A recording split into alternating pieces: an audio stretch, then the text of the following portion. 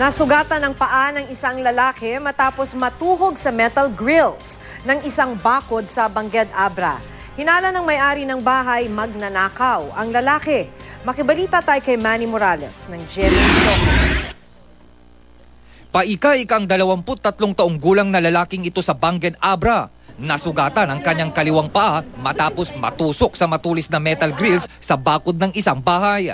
Ayon sa may-ari ng bahay, nagulat na lang siya nang makitang nakasabit ang lalaki sa bakod.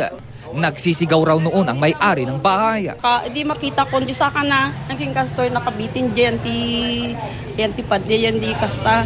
Di bagina dadtundig nga nakabitinan. Rumesponde naman ang mga kapitbahay. Hinala nila, nagtangkang magnakaw ang lalaki. Dahil sa pagkakatusok ng kanyang paa, kinailangan pang lagariin ang parte ng bakod para matanggal siya. Dinala siya sa ospital at doon tinanggal ang tumusok na bakal.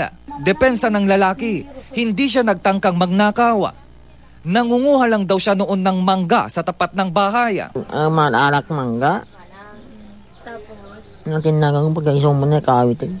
Base naman sa record ng pulisya, ilang beses nang nasangkot sa kaso ng pagnanakaw ang lalaki. Previous record na nga takaw mo't laeng.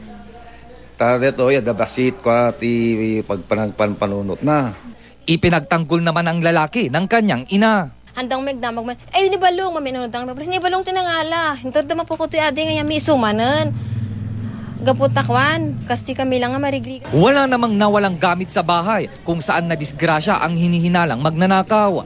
Gayunman, pag-aaralan pa rin daw ng may-ari at ng pulisya kung sasampahan ito ng reklamo. Manny Morales, Nagbabalita, Pilipinas!